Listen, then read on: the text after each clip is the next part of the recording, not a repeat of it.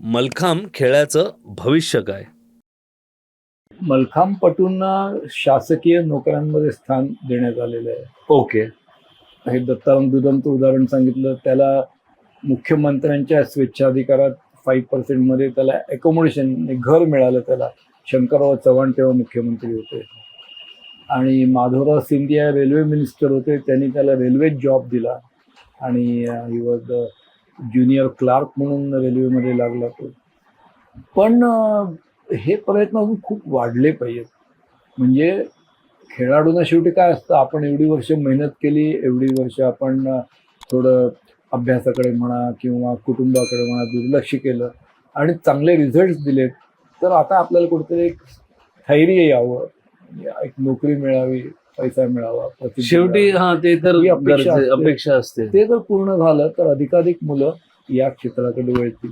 म्हणजे मी जेव्हा शिकवत होतो तेव्हा मी सांगतो मुलांना की हे काय तुमचं ब्रेड अँड बटर नाही आहे. तुमचा अभ्यास, शाळेतले मार्क, परीक्षेत यातून तुम्हाला मिळणारी नोकरी हे तुमचं भवितव्य आहे. ही तुमची आवड असावी.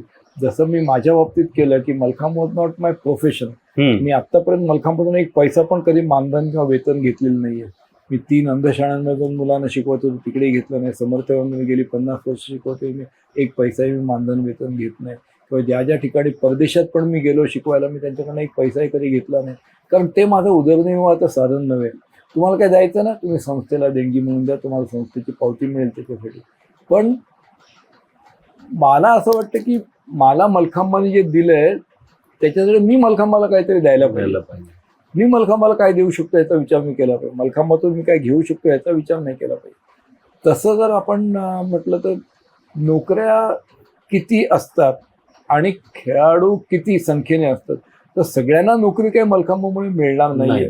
तर तुम्ही तुमच्या पायावरती, तुमच्या कर्तृत्वावरती तुमची नोकरी मिळवावी आणि ती मिळाल्यानंतर सुद्धा तुम्ही मल्लखांब चालू ठेवा. बरेचसे खेळाडू असतात छत्रपती मिळवतात किंवा अर्जुन मिळवतात आणि ते त्यांची इतकी कर्तव्यता असते, झालं की संपलं आणि मग ते मल्लखांबही करत नाहीत. तर आपल्याला मल्लखांबामुळे नोकरी मिळाली तर चांगलंच आहे, पण नाही मिळाली तर आपली नोकरी आपल्या स्वतःच्या कर्तृत्वावर मिळवावी आणि मल्लखांबाची सेवाही चालू ठेवावी, तर मल्लखांब वाढणार आहे. मल्लखांब खेळामध्ये उच्च वर्गातील खेळाडूंचं प्रमाण जास्त आहे. यावर तुमचं काय मत आहे? फर्मली किंवा कॉन्फिडेंटली सांगू शकेन की मल्लखांबामध्ये भाग घेणारे जे कोणी मल्लखांबपटू आहेत, प्रशिक्षक आहेत, पालक आहेत, ते सगळ्या जाती जमातीतले आहेत. फक्त अप्पर कास्टमधले आहेत असं नाही म्हणता येणार. माझा एक विद्यार्थी होता दत्ताराम दुदम, जो इकडचा माळी जो होता त्याचा पुतण्या आणि तिल्लोरी कुंभी या जातीचा होता तो. आणि वयाच्या 10व्या वर्षी इकडे आला आणि आम्ही तेव्हा मल्लखांब करायचो तर त्याची व्यायामशाळा झाडून घ्यायची सगळी. त्यावेळेला वेट लिफ्टिंग, बॉडी बिल्डिंग होतं इकडे. तो वजनं सगळी जागच्या जागी ठेवायचे, त्याचं काम होतं. पण एकाचा झाडू घेऊन एक तोंडात बुड घालून तो आमच्या मल्लखांबाकडे बघत राहायचा. तेव्हा आम्ही त्याला विचारलं, तुला आवडतं का हे, करायची इच्छा आहे का? तो होय म्हणाला. मी त्याला मल्लखांब शिकवायला सुरुवात केली आणि त्याच्यानंतर एका वर्षभरात तो जिल्हा पातळीवरती पहिला आला त्याच्या वयोगटामध्ये आणि तिथपासून सतत 14 वर्ष तो मिनी, सब ज्युनियर, ज्युनियर आणि सिनियर या सगळ्या वयोगटात पहिलं स्थान त्याने कधी सोडलं नाही. एवढंच नव्हे, त्यांनी महाराष्ट्रामध्ये राज्य स्पर्धेमध्ये 8 वर्ष ओळीने अजिंक्यपद मिळवलं आणि नॅशनल चॅम्पियनशिपला 6 वर्ष तो अजिंक्य होता. आणि मग हे सगळं करणारा तो, त्याला संदीप पाटील क्रीडा शिष्यवृत्ती मिळाली होती शिवाजी पार्क जिमखान्याच्या. या संदीप पाटील क्रीडा शिष्यवृत्तीचा तो पहिला मानकरी होता आणि महाराष्ट्र शासनाने त्याला शिवछत्रपती पुरस्कार दिला. या संस्थेतला तो पहिला शिवछत्रपती पुरस्कार विजेता होता. आणि 1976ला आगरतळ्याला मल्लखांबाची राष्ट्रीय स्पर्धा झाली होती. त्याच्यात पहिल्यांदा त्याने 1976ला राष्ट्रीय विजेतेपद पटकावलं होतं.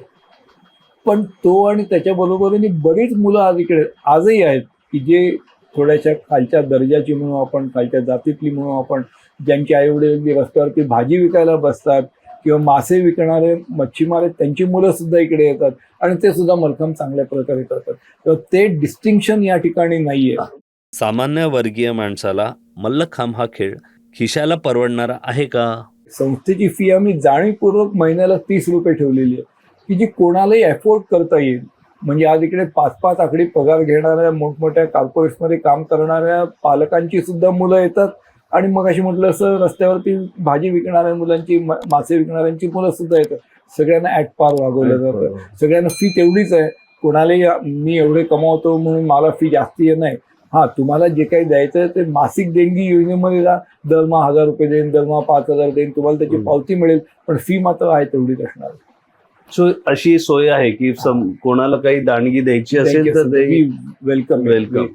कॅश ऑर काइंड कुठल्याही प्रकारे साहित्याच्या माध्यमातून किंवा पैशाच्या माध्यमातून यू आर मोस्ट वेलकम.